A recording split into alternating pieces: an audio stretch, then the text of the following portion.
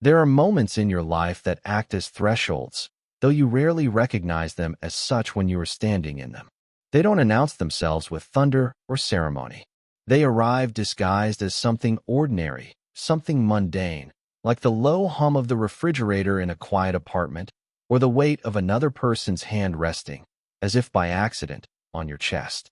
For me, the threshold was a Tuesday night in late October, a night that smelled of impending rain and the cooling metal of the city outside our window. It was the precise moment Liam's hand, which had been lying inert on the sofa cushion between us, twitched, and then, with the slow, deliberate motion of a tide turning, shifted and settled over my heart. His fingers were warm, his palm a solid, grounding pressure against the frantic bird I was trying to keep caged in my ribs. He was asleep, or at least, he was pretending to be. And in that space of feigned unconsciousness, a question was asked without a single word being spoken. The question was not about the hand, or the warmth, or the proximity. The question was whether I was brave enough to let it stay there. We had lived together for 6 years, Liam and I. Our friendship was a piece of architecture we had built without a blueprint, starting from the mismatched, cinder-block foundation of a mandatory freshman dorm assignment. He arrived with 2 oversized duffels, a state championship swim medal clanking against a water bottle in his bag, and a smile that seemed to have its own gravitational pull. He filled the sterile room instantly, his energy expanding to occupy every corner, every vacant space. I arrived with a single suitcase, a box of photography books, and a quiet watchfulness that had always served as my primary method of interacting with the world. I was an observer by nature. Liam was a phenomenon to be observed. He was all bright surfaces and kinetic energy, a whirlwind of easy laughter and casual confidence. I was shadows and stillness, my thoughts turning inward, my world framed through a viewfinder. It should have been a disaster, this forced cohabitation of sun and moon, but somehow it wasn't. He drew me out, not by force, but by a kind of gentle, persistent curiosity. He'd peer over my shoulder as I edited photos, not with the critical eye of an artist, but with a genuine wonder. "How do you do that?" he'd ask, pointing at the way I could pull light from a shadowed face. "How do you see that it's there to begin with?" He never seemed to judge my silence. Instead, he treated it as a space to be respected, sometimes even shared. He would come back from a grueling practice, the smell of chlorine clinging to his skin like a second scent, and just collapse onto his bed, staring at the ceiling, the boisterous energy of his day finally spent. In those moments, our quiet was a shared language. I learned the topography of his moods through the subtle shifts in his posture, the tempo of his breathing. I could tell the difference between the exhausted peace of a good practice and the frustrated stillness of a bad one. He, in turn, learned to read the set of my shoulders, to know when my creative focus was a locked door and when it was a quiet invitation to sit nearby. My feelings for him were a slow-developing photograph, an image that emerged so gradually in the chemical bath of our shared lives that I couldn't pinpoint the exact moment it became clear. It wasn't a lightning strike. It was more like the slow, inevitable erosion of a riverbank. One afternoon in our sophomore year, I was working on a project, capturing portraits of athletes. I asked him to sit for me. He was hesitant and used to being the subject of such focused, quiet attention outside the chaotic splash of the pool. I set up my lights in our living room, the world outside our window fading to a muted gray. Through my lens, stripped of his usual motion and noise, I saw him. Really saw him. The tiny scar above his left eyebrow from a childhood fall. The way one corner of his mouth always quirked higher than the other when he was trying not to smile. The flecks of gold in his brown eyes that I'd never been close enough, or brave enough, to notice before. In the captured stillness of that frame, my carefully constructed walls of platonic friendship developed their first hairline crack. I saw him not just as my friend, my roommate, this force of nature, but as a man whose geography I wanted to learn by heart. I buried the feeling, of course. I packed it away in a light-proof box and stored it in the deep, cluttered basement of my heart. Liam was a constant series of girlfriends, a parade of bright, laughing young women who fit so seamlessly into the shape of his life. There was Sarah from his economics class, then Maya from the soccer team, and for the last 2 years, Chloe, a graphic designer he met through a mutual friend. I learned to be the perfect wingman, the supportive friend, the stable anchor in the background of his romantic life. I listened to him dissect first dates, celebrated anniversaries with a shared pizza, and offered a shoulder when minor arguments erupted. Each time, it was like pressing a fresh bruise, a dull ache that I told myself was just a testament to the depth of our friendship. I became an expert in transmutation, turning the leaden weight of my longing into the gold of unwavering loyalty. Chloe was different from the others. She was calmer, more serious. She understood his need for a quiet center, and for a while, I thought she was it for him. I watched them build a life that mirrored ours in some ways, a comfortable domesticity, an easy rhythm. I convinced myself that my role was to be the fixed point, the unchangeable constant, the brother he'd chosen. It was a safe role, a necessary one. And for years, it was enough. We moved into an apartment off campus after graduation, a natural, unspoken decision. He took a demanding job as a consultant for a tech firm, his days filled with code and conference calls. I cobbled together a living with freelance photography, my schedule a chaotic patchwork of weddings, corporate headshots, and my own personal projects. Our apartment became the repository for our separate lives, the place where the engineer and the artist met and made sense of the world together. The rhythms we established in college deepened. I was the one who remembered to buy milk. He was the one who could fix the perpetually leaking faucet. I made coffee in the mornings. He'd order takeout on nights when I was too lost in a project to remember food existed. It was a life, a good one. My feelings for him settled from a constant, low-grade fever into a chronic, manageable condition. A part of my internal landscape, like a mountain range you get so used to seeing on the horizon you forget to be in awe of its size. I had accepted it. I had made my peace with the shape of my love for him, a quiet, supportive, and permanently platonic orbit. I had no reason to believe that would ever change. The change began not with a bang, but with a profound and unnerving silence. Chloe ended it. There was no screaming match, no dramatic packing of boxes. It was a quiet, mutual unraveling that had been happening for months, a slow drifting apart that finally culminated in a conversation over dinner one Wednesday. Liam came home that night and didn't say a word. He walked past me in the living room, his face a pale, blank mask, and closed his bedroom door. The click of the latch was deafening in the sudden stillness of our apartment. For 3 days, he was a ghost haunting the edges of our shared space. He'd leave for work before I was awake and come home long after I'd retreated to my own room. The silence he carried with him was heavy, a physical presence that absorbed all the light and sound in the apartment. It was a silence born not of anger, but of a deep, hollowed-out shock. He was navigating a new, alien geography of loneliness, and he had no map. On the 4th day, the dam broke.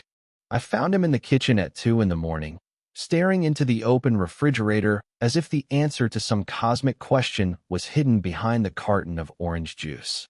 The harsh white light carved his face into sharp angles, making him look younger and terrifyingly lost. I just stood in the doorway, my heart aching with a helplessness I hadn't felt in years. I didn't ask if he was okay. The answer was a screaming, obvious no. I simply said, "Liam," he flinched, as if my voice had been a physical touch. He closed the refrigerator door, plunging the kitchen back into the soft darkness of the city night. He leaned his forehead against the cool metal, his shoulders slumping. She said, he began, his voice rough with disuse, that it felt like we were just roommates, like we were just going through the motions, that the spark, or whatever you call it, was gone. He let out a dry, humorless laugh that sounded more like a sob. The worst part is, I think she was right. We were comfortable. We were a habit, but I don't think we were in love anymore. Maybe we never really were. He finally turned to look at me, and his eyes were wide with a kind of bewildered panic. What do you do, Leo? What do you do when the person you thought you were building a life with just isn't there anymore? The silence in my own head is so loud. That was the beginning of the shift. He started to talk. and I started to listen in a new way. It wasn't about relationship advice anymore. It was about a fundamental crisis of self.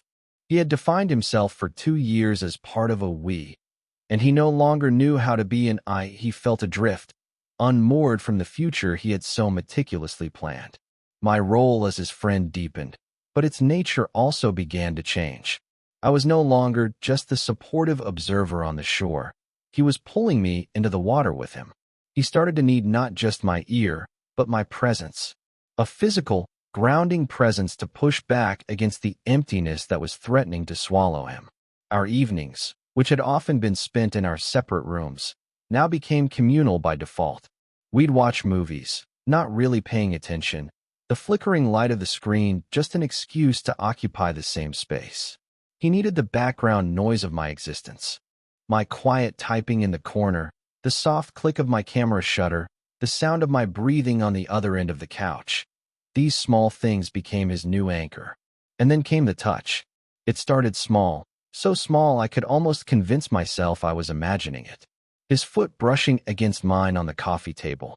His shoulder pressing into mine on the couch for a fraction of a second longer than necessary. These were tiny, insignificant gestures, the kind of casual contact that had always been a part of our long cohabitation. But now, they felt different. They were freighted with a new weight, a new meaning I was terrified to examine too closely. It was as if, in his emotional freefall, he was reaching out for something solid to hold on to, and I was the closest thing. I told myself it was just that, a need for comfort, a human reaction to loneliness. It had nothing to do with me, not really. I was just a convenient, safe harbor in a storm. I repeated this to myself like a mantra, a shield against the dangerous, burgeoning hope that was beginning to sprout in the dark, forgotten corners of my heart. But the mantra was growing weaker with each passing day. The first time he fell asleep on me, it felt like an accident. We were midway through some mindless action movie, the kind he favored when his brain was too tired for anything else. He had been quiet for a long time, and I glanced over to see his head had slumped against the back of the couch, his eyes closed. A few minutes later, with a soft sigh, his head listed sideways and came to rest on my shoulder. My entire body went rigid. I held my breath, every nerve ending firing, hyper-aware of the weight of his head, the warmth of his breath against my neck, the faint, clean scent of his shampoo. I sat there for the entire 2 hours of the movie, my muscles screaming in protest, my arm going numb, terrified that if I moved, I would break the spell. When the credits rolled, I dared to look down at him. In sleep, the anxious lines on his face were smoothed away. He looked peaceful. He looked like the boy I had first met in that sterile dorm room, full of a potential and a vulnerability he kept so well hidden behind his easy smile. My carefully buried feelings swelled, a painful, beautiful ache in my chest. This, I thought, is a dangerous kind of comfort. It began to happen more frequently. The accidental on-purpose contact became a ritual. Movie nights on the couch were no longer side-by-side affairs. He would stretch out, propping his feet up on the coffee table, and inevitably, his head would find its way to my lap. He'd use the flimsy excuse of the couch being too short or the pillows being too flat. I never called him on it. I would just sit there, my hand resting awkwardly on the cushion beside his head, my pulse a frantic drum against my ribs. Sometimes I would risk it. I would let my fingers brush through his hair, soft and thick. He would make a low, contented sound in his throat, a sound that sent a shock wave straight through me, and I would snatch my hand back as if burned. He never commented on it. He never opened his eyes. This became our new language, a complex dialogue of plausible deniability. His actions said, "I need this, I need you close." My silence and my tentative responses said, "I am here, but I am terrified of what this means." Then came the nights. His bedroom door, which had always been firmly closed, started to be left ajar. Just a crack at first, a sliver of light from the hallway cutting across his floor. It was a subtle invitation, a signal I tried desperately to ignore. I told myself it was nothing. He was just forgetful, distracted. But the opening grew wider. One night, I got up for a glass of water and passed his open door. He was tangled in his sheets, his breathing rough and uneven. He was having a nightmare, muttering something in his sleep. I stood frozen in the hallway, my heart clenching. I wanted to go to him, to soothe him, to offer some kind of comfort. But I was paralyzed by the fear of crossing a line that had never been drawn, but which we both knew existed. I went back to my room, the sound of his distress echoing in my ears. The next night, there was a soft knock on my door. It was nearly 3 in the morning. I opened it to find Liam standing there, looking pale and wrecked. He was holding his pillow. "Hey," he whispered, his voice hoarse. "Sorry to wake you. I just had a bad dream. Is it okay if I just—" He gestured vaguely towards the floor of my room. I don't want to be alone. My room was not large. The floor was not an option. We both knew it. The unspoken offer hung in the air between us. My bed. It was a queen, more than enough space for 2 people to lie without touching, to maintain a respectable, platonic distance. My mind was screaming 1,000 warnings. This is a mistake. This is a boundary you will never be able to rebuild. But the look in his eyes, the raw, unguarded plea for safety, overrode everything else. "Okay," I heard myself say, the word feeling small and inadequate. "Yeah, of course." He slipped into the room, and I got back into bed, pressing myself against the far edge, creating a vast, empty continent of mattress between us. He lay down on the other side, on his back, his hands folded on his chest. The silence was charged, electric. I could hear every breath he took. I was intensely aware of his body, of the heat radiating from him across the sheets. We lay like that for what felt like hours, 2 statues in the dark, separated by a chasm of unspoken things. Eventually, his breathing deepened, evening out into the slow, steady rhythm of sleep. I, on the other hand, did not sleep at all. I lay awake until the sun began to paint the sky in shades of gray and blue, my mind racing. I was no longer just his friend. I had become his sanctuary, and I knew, with a terrifying certainty, that sanctuaries are not meant to have desires of their own. That one night became a recurring ritual. It wasn't every night, but it was frequent enough to become a new, unspoken part of our routine. He never needed an excuse again. He would just appear at my door, pillow in hand, a silent question in his eyes. I would always nod, moving over to my side of the bed. The initial chasm between us began to shrink. It was a slow, geological process. A few inches one night, a few more the next. He was a restless sleeper, and in his sleep, he would migrate across the mattress. An arm would be flung out, his hand brushing my back. A leg would tangle with mine. I would lie perfectly still, my body a live wire, cataloging every point of contact. My world had shrunk to the space of that bed, my life measured in the inches between his body and mine. I lived in a state of suspended animation, of exquisite torture. During the day, we were friends, roommates. We'd talk about work, about sports, about nothing. We'd carefully navigate around the intimacy of the nights before, pretending it was a dream we had both agreed to forget upon waking. But at night, the pretense would fall away, and we would return to our silent, ambiguous dance. He was seeking comfort, I told myself, over and over. He was healing. He was using me as a placeholder for the warmth he had lost. It was my job, as his friend, to provide that, to ask for nothing in return. I tried to believe it. I tried to be selfless, to be the stoic, unfeeling harbor he needed me to be. But I was failing. Every accidental touch, every soft sigh in the dark, was eroding my defenses. The hope I had tried to bury was not just sprouting. It was a relentless vine, wrapping itself around my heart, squeezing until I could barely breathe. Then came the Tuesday night in late October. The night of the hand. We had started on the couch, a familiar scene. He had fallen asleep with his head in my lap, another comfortable step in our ritual. I had let my hand rest in his hair, a familiar indulgence. After a while, I gently shook his shoulder. "Hey," I murmured. "Let's go to bed." He stirred, his eyes bleary. We moved in a sleepy, practiced silence to my room. He collapsed onto his side of the bed, and I took mine. But this time, something was different. He didn't turn his back to me. He lay facing me, his eyes closed, but I knew he wasn't asleep. The quality of his stillness was different. It was alert, expectant. We lay like that for a long time, the silence stretching, thinning, until it felt like it might snap. And that's when it happened. His hand, which had been tucked under his pillow, moved. It moved with an agonizing slowness, inch by inch across the small space that separated us. I watched it, my breath caught in my throat. It was a deliberate pilgrimage. It was not the unconscious movement of a sleeper. It was a choice. His hand settled on the cushion between us, a breath away from my chest. And then, after another eternity of stillness, it shifted, lifting, and came to rest directly over my heart. The warmth of it seeped through my shirt, a direct connection to the frantic, terrified, hopeful thing beating inside me. His thumb stroked, once, a small, circular motion against my sternum. And then it was still. He didn't open his eyes. He didn't say a word. He just lay there, his hand on my chest, breathing in the dark.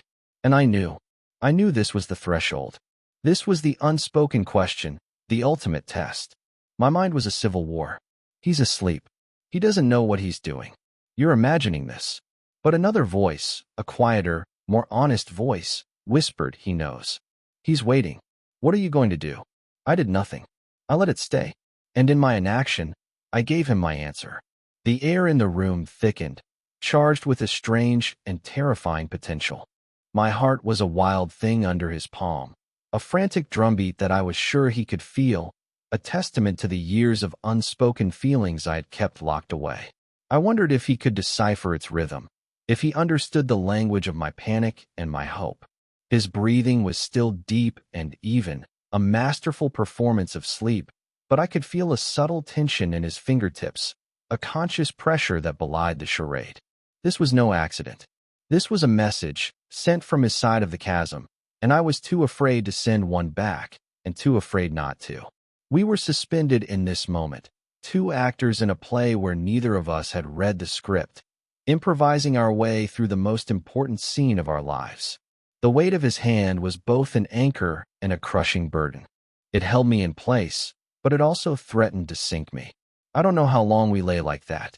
Time had dissolved, leaving only the darkness, the sound of our breathing, and the physical connection of his hand on my chest.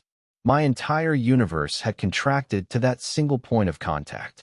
The world outside our window, the distant sirens, the hum of the city, it all faded into an irrelevant murmur. Here, in the sanctuary of my room, a tectonic shift was occurring. The foundations of our friendship, the very bedrock of our relationship, were groaning under the strain of this new, immense pressure. I felt a desperate urge to speak, to break the silence, to ask the question that was screaming in my mind. What are you doing, Liam? What does this mean? But the words were trapped in my throat, choked by the fear that giving them voice would shatter the fragile, beautiful, terrifying thing that was happening. If I spoke, I would force him to speak, and I was not ready for his answer.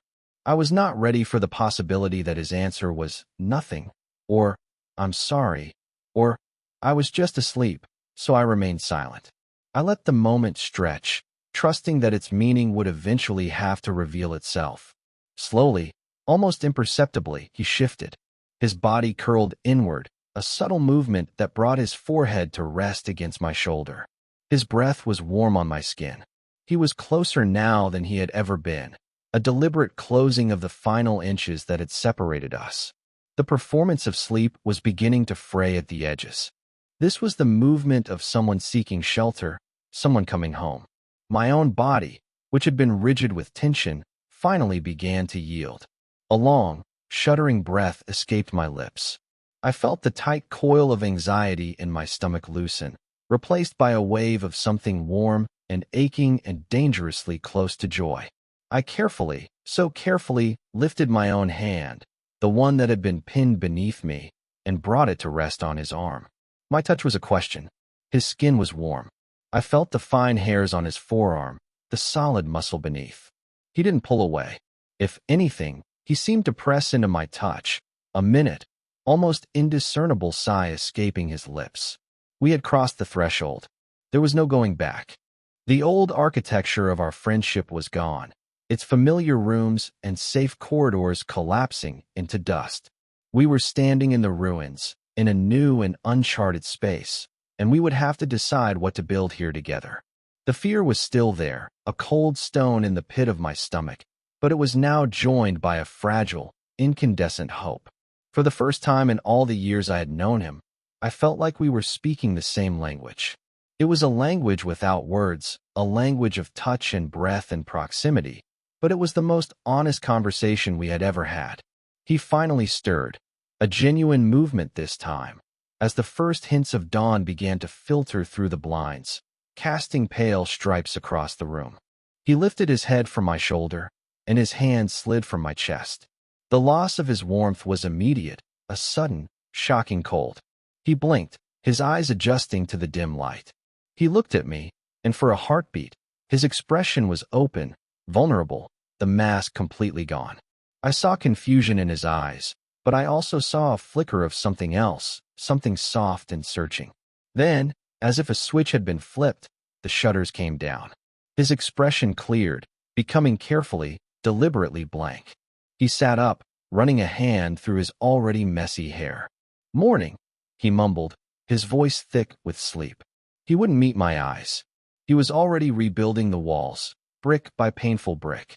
He swung his legs over the side of the bed, his back to me.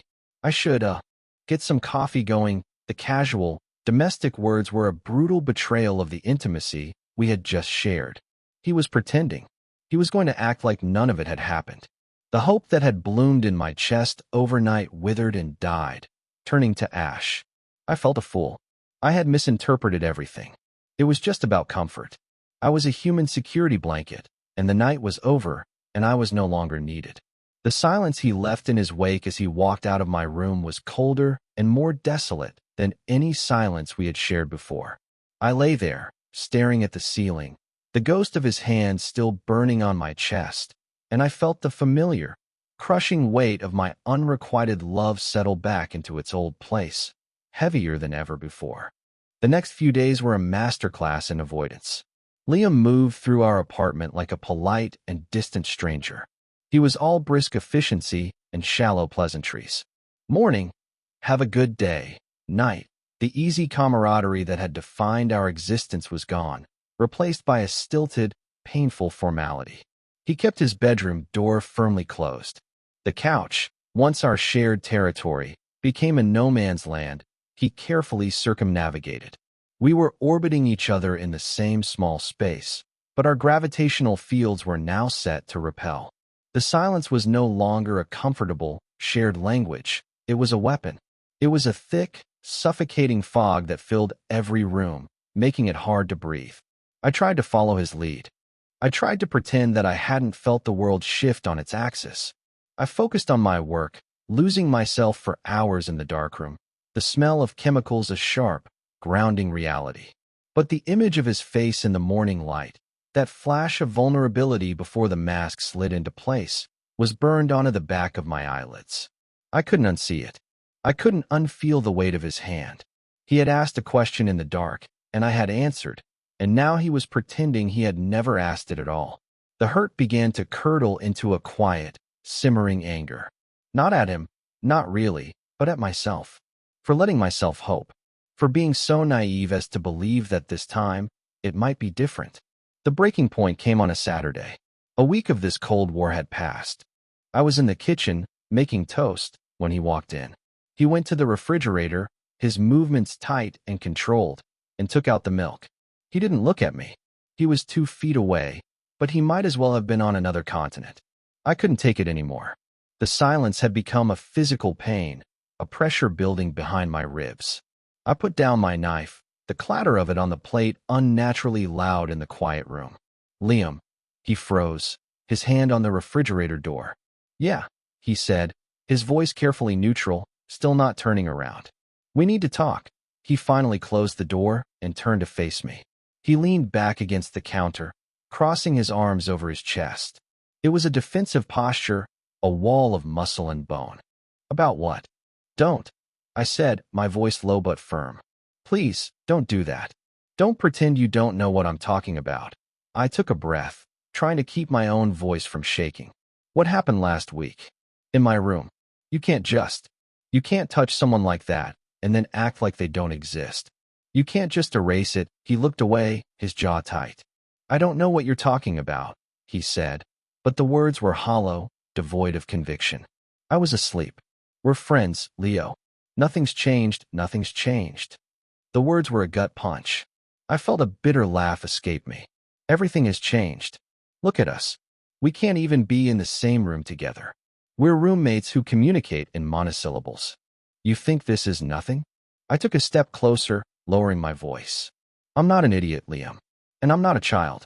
I know you weren't asleep. And you know it, too. I need to understand why.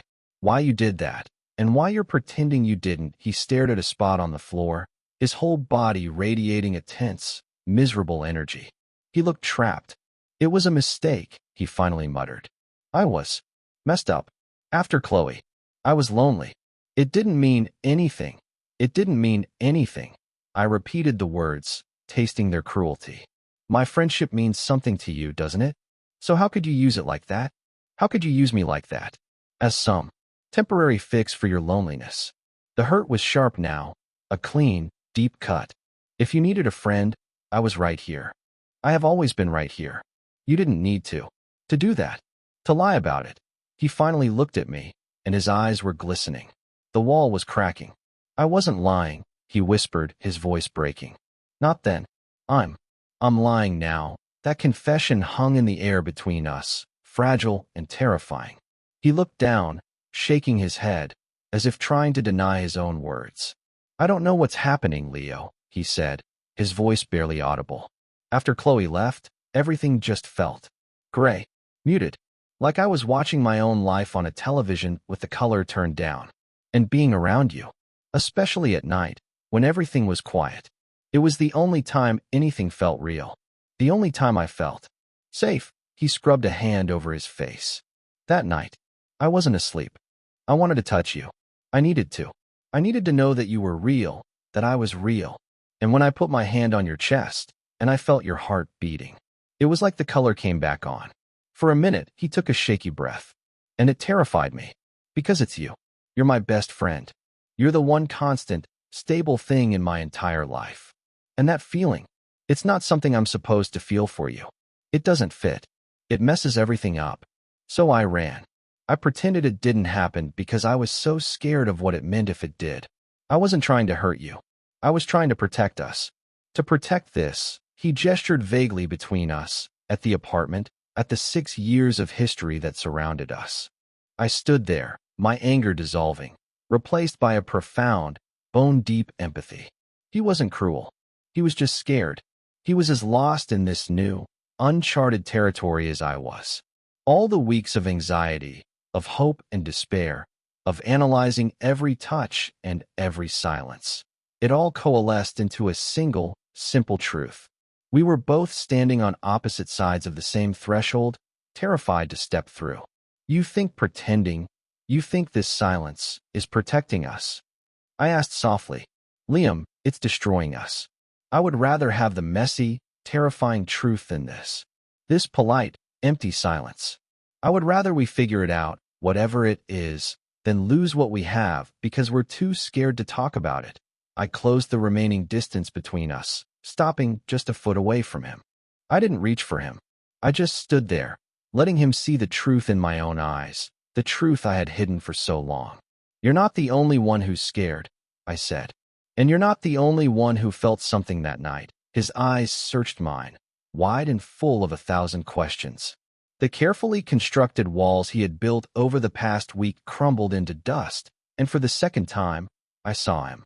The real him, lost and scared, and hoping for an answer he didn't even know how to ask for. The silence returned, but this time, it was different. It wasn't a weapon or a wall. It was a space. It was an opening. It was a place where we could finally begin to build something new. In the aftermath of that conversation, the apartment began to breathe again. The suffocating tension dissipated, replaced by a tentative, fragile honesty. It wasn't an instant fix. There was no magical moment where everything fell perfectly into place. Instead, It was a slow, deliberate process of learning a new way to be with each other. We talked. For hours. We sat on the couch, that same couch that had become a symbol of our ambiguous intimacy, and we dismantled the last 6 years of our friendship, examining every piece, every unspoken assumption, every carefully hidden feeling. I told him everything.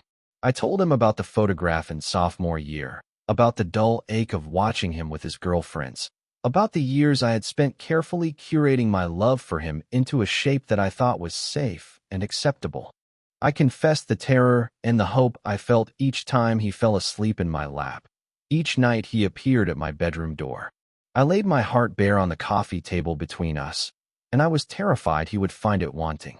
He listened, his expression a mixture of awe and a kind of heartbroken regret.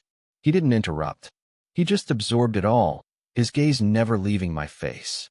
When I was finished, my voice hoarse, the silence that followed was full of a new kind of weight. It was the weight of truth. "I'm so sorry, Leo," he finally said, his voice thick with emotion. "I'm sorry for being so blind. For not seeing. For all the times I must have hurt you without even knowing it." He shook his head, a look of self-recrimination on his face. "All this time, I thought I was the one taking care of you, pulling you out of your shell. But you were the one holding everything together. You were the one being strong." He then spoke of his own confusion, his own journey. He described his relationship with Chloe as a comfortable, logical next step, a life path he had chosen because it was the one everyone expected him to choose. He admitted that he had always felt a pull towards me that he couldn't categorize, a sense of peace and belonging that he never found with anyone else. He had labeled it best friendship because that was the only label that made sense, the only one that didn't threaten the neat, orderly blueprint he had for his life. The breakup had shattered that blueprint, forcing him to confront the emptiness it had been hiding. "It was like," he explained, searching for the right words, "I spent years building a house with all the right rooms, but it never felt like a home. And then I realized the whole time, home was just sitting next to you on the couch." That conversation was the foundation. From it, we started to build something new. We were slow, careful, like two people learning to walk again after a long illness. The physical intimacy returned, but this time it was different. It was intentional. There was no more plausible deniability, no more charade of sleep. When he reached for my hand while we were watching a movie, it was a conscious choice, a clear statement. When I leaned my head on his shoulder, it was an answer. We were learning a new vocabulary of touch, one based on consent and open communication, not on ambiguity and fear. His bedroom door remained closed at night, not as a barrier between us, but because it was no longer necessary as a prop in our silent play. He didn't need an excuse to be with me. My room became our room, a shared space by choice, not by default. The first night after our talk, he didn't bring his pillow. He just walked in, came over to the bed, and looked at me. "Is this okay?" he asked, his voice soft. It was the question he should have been asking all along. "Yes," I said. "It's okay." He slid into bed beside me, and this time, when he reached for me, pulling me against his chest, there was no hesitation. There was no fear. It was just warmth and safety and the profound, quiet relief of finally being home. I fell asleep in his arms, the steady, reassuring beat of his heart against my ear, and for the first time in years, my own heart was completely, utterly at peace. Our days settled into a new rhythm, a gentle domesticity that was both entirely new and comfortingly familiar. We still made coffee in the mornings, but now he would wrap his arms around me from behind as I waited for it to brew. We still ordered takeout on lazy nights, but now we ate it sitting tangled together on the floor, sharing plates. The small, mundane acts of our shared life became infused with a new tenderness, a quiet romance that didn't need grand gestures.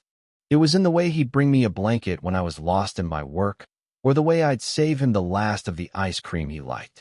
It was a love expressed not in poetry, but in presence, in the 1,000 tiny, considerate acts that say, "I see you. I know you. I am here with you." We didn't try to define what we were right away.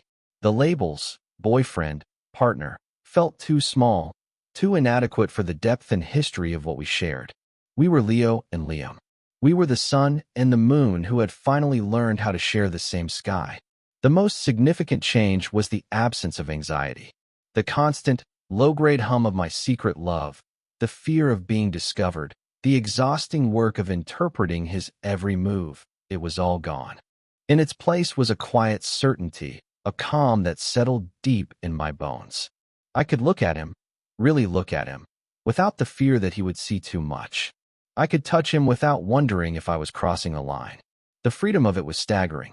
I had spent so long living in a carefully constructed prison of my own making, and I hadn't even realized it until the walls came down.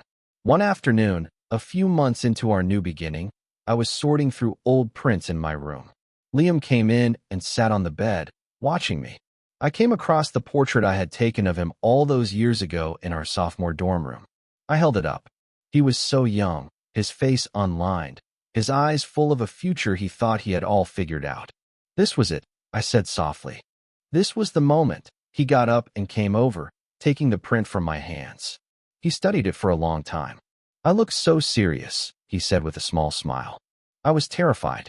I wasn't used to anyone looking at me that closely. Like you could see right through me. He looked from the photograph to me, his eyes soft.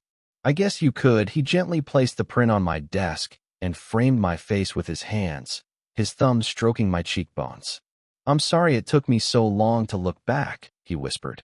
And then he kissed me, a slow, deep kiss that tasted of coffee and apologies and the promise of 1,000 mornings to come. It was a kiss that healed the past and sealed the future.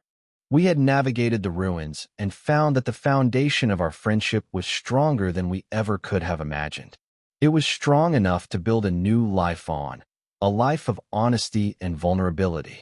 We learned that some thresholds in life are not doors you walk through alone, but quiet, sacred spaces you must build together, brick by brick, with patience and with trust. The language we spoke now was still often silent, but it was no longer a language of ambiguity. It was the beautiful, honest silence of two people who had finally, after all this time, found their way home to each other, a quiet understanding that settled in the spaces between our breaths, in the warmth of a hand held in the dark, in the simple, profound peace of knowing you are exactly where you are supposed to be.